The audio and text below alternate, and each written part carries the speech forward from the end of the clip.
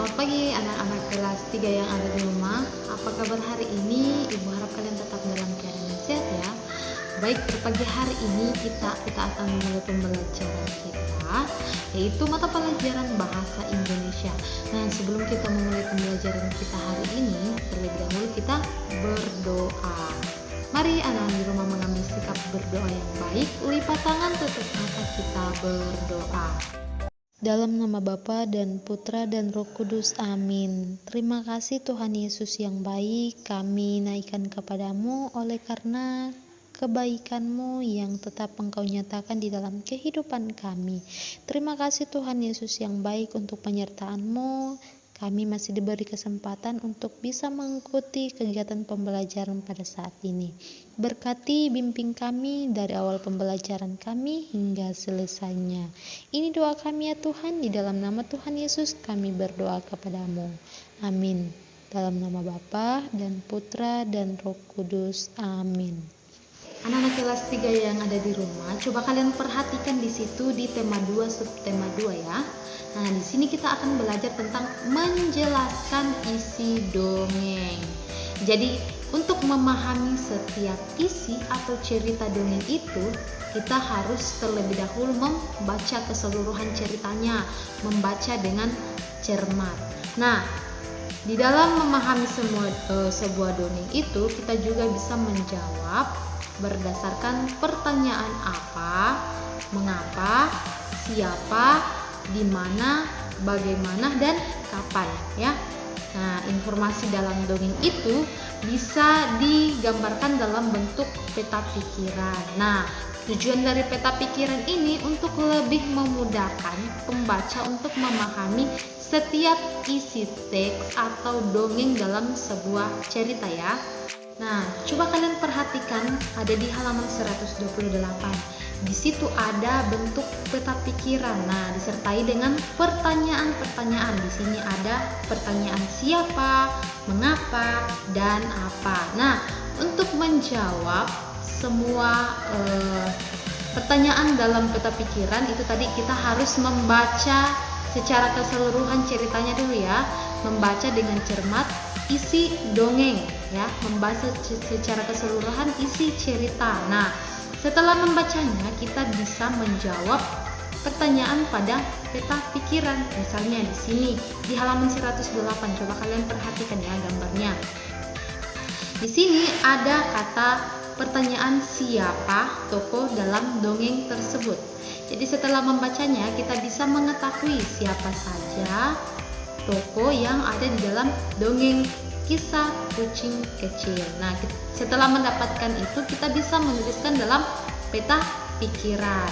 Kemudian di sini ada gambar juga. Di dalam gambar ini terdapat kata pertanyaan mengapa. Nah, di sini mengapa kucing kecil bersedih.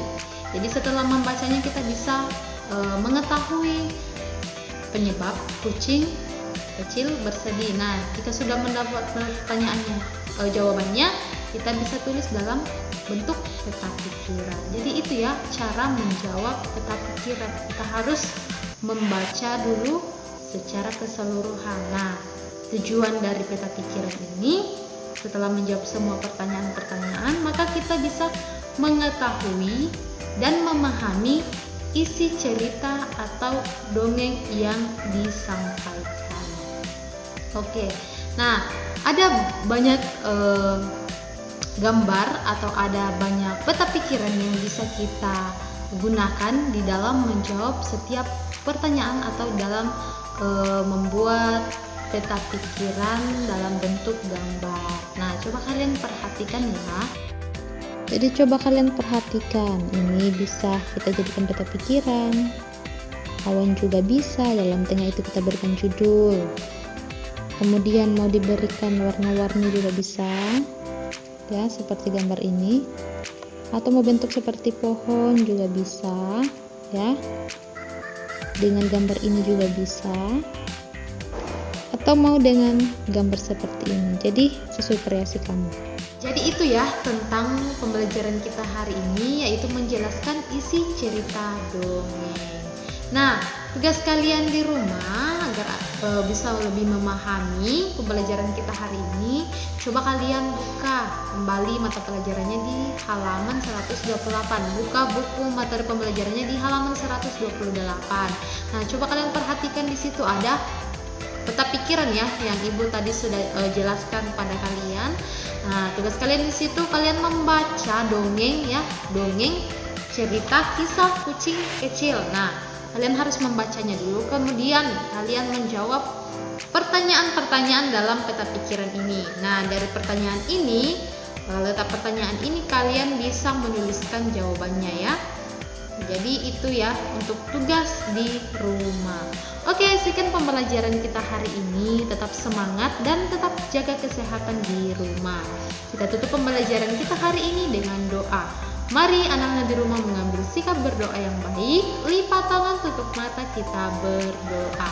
Nama Bapa dan Putra dan Roh Kudus. Amin. Kami bersyukur ya Tuhan atas pemeliharaan-Mu bagi kami. Kami bersyukur Tuhan sudah menuntun kami, membimbing kami dari awal pembelajaran kami hingga selesainya. Kiranya ya Tuhan, Engkau tetap memberikan kami hikmat agar kami bisa memahami setiap pembelajaran yang kami telah terima saat ini. Berkati kami ya Tuhan, berkati kami di dalam kehidupan kami dan di dalam kegiatan-kegiatan pembelajaran kami selanjutnya. Ini doa kami ya Tuhan, di dalam nama Tuhan Yesus kami berdoa kepadamu. Amin. Dalam nama Bapa dan Putra dan Roh Kudus. Amin.